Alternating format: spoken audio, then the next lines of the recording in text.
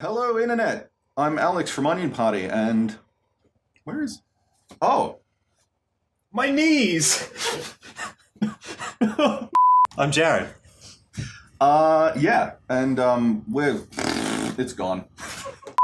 Alright, so last time you joined us, we went through and unboxed these products that we got sent by AverMedia. So it's the Live Streamer Kit 311, got an AM310 microphone, and the Live Gamer Ultra capture card. So this time, what we're going to be doing is putting it all together physically. How do you plug, where do you put the HDMI cables? How do you hook it all together? We're going to be using a few things of our own, like your laptop, I believe. I was not consult. It's an older Alienware machine from a few years ago, but it's still decent enough.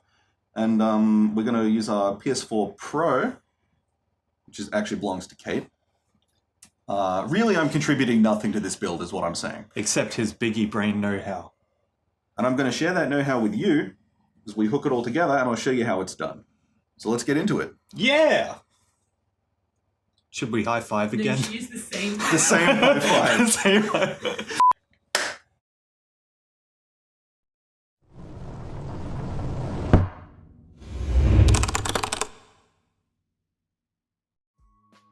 So, this is our starting point. We've got a TV, a couch, a coffee table, and a PS4 console. We need to hook everything up so that we've got everything we need, that is, webcam, microphones, and game capture, going into a streaming PC which broadcasts it out to the internet. So, the first thing we need is a streaming PC.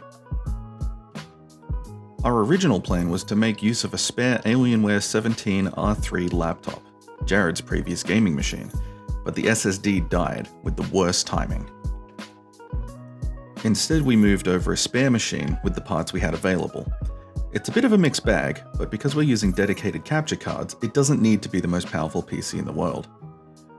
It's running an Intel Xeon E3 1231 and a Gigabyte Aorus GTX 1080. This is where the streaming software will be run and managed. So with the Stream PC prepared, let's get to the really fun stuff, connecting the PS4 to the Stream PC. Now AverMedia sent us two different capture cards to choose from, the Live Gamer Mini, which came in the Live Streamer Kit, and the Live Gamer Ultra. I'm going to go with the Ultra for this project for a few reasons. Number one, I know I said let's keep it small and simple, but it's really cool. Go big or go home, I reckon. And number two is that it has a feature the Mini lacks, and that is H.265 encoding. Without getting too far into it, H.265 is an encoding method designed to improve on the widely used H.264 standard.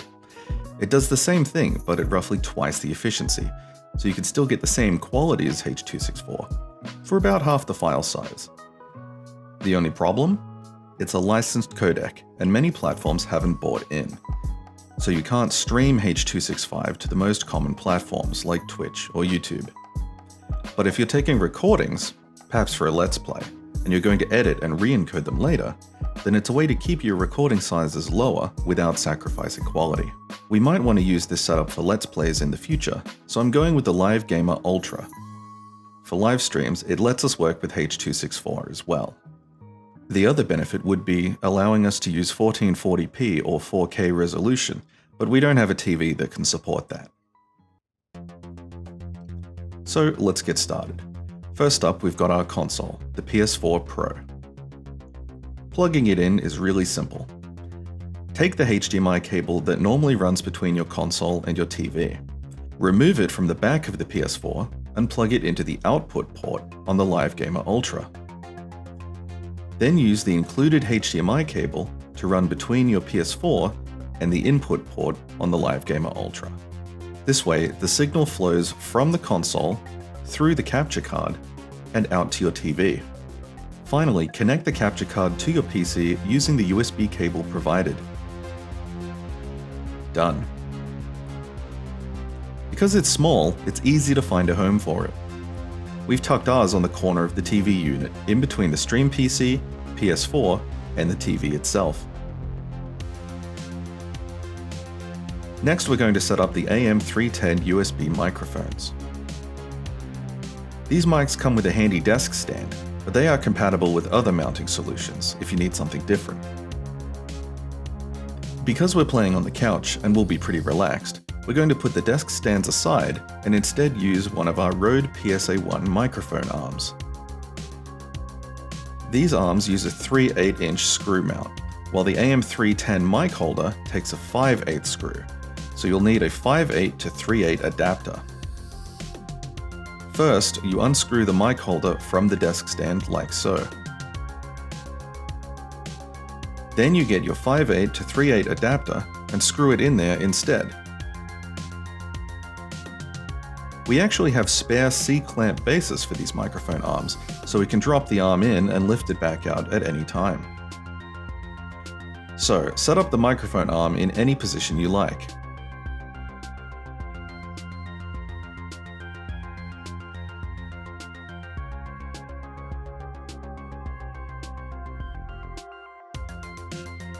Then simply screw the mic holder onto the mic arm itself, and you're good to go. Note, I have some weights attached to my mic arm, but these are for my normal studio mics, which are very lightweight. The AM310 is heavier and should work fine without any added weight.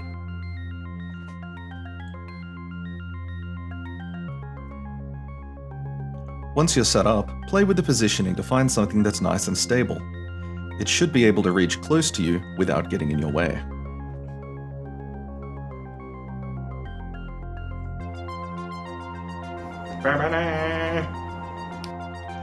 Then you simply plug it in via the included USB cable, connecting it to your Stream PC. I got 2 microphones so you can listen to me in stereo. Do the whole thing again for the other microphone, and you're all set.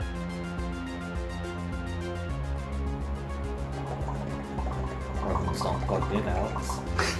This will all add up to 4 USB ports total, so keep that in mind when planning your setup. Finally, let's look at setting up the Live Streamer camera. The Live Streamer Cam 313 gives us a lot of flexibility in how we can set it up. One option is to sit it on top of your monitor, or in this case, our TV. It can swivel from side to side for small adjustments. This might work, but we have other options. Because it includes a 1/4" mounting hole, you can install it on other solutions like tripods, goosenecks, and even a third microphone arm, provided you have a 3/8 to 1/4" adapter. That way, you can set it up anywhere. Just like the AM310 mics, plug in its USB cable to complete the setup. And that's pretty much it. It's a very simple setup. The hardest job is probably going to be cable management. Safe cable management.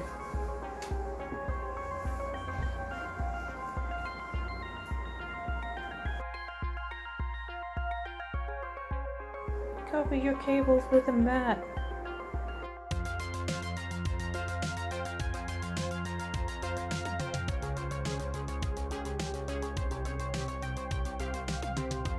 Now we're ready to play some games.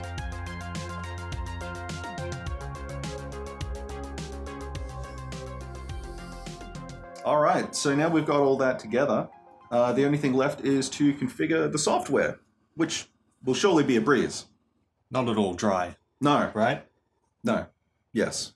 I'm sorry. It's going to be a lot of numbers. It's going to be a lot of going through menus and software, but I'm into that kind of thing. Woo! Yeah. I remember how exciting math class was. And if you're into that kind of thing, join us in the next part. I'll show you how to set up your OBS and AverMedia RE Central 4. And we'll go through both of them, give you both options, and yeah, show you how it's done. Good times. Great times. Peace and rock and roll.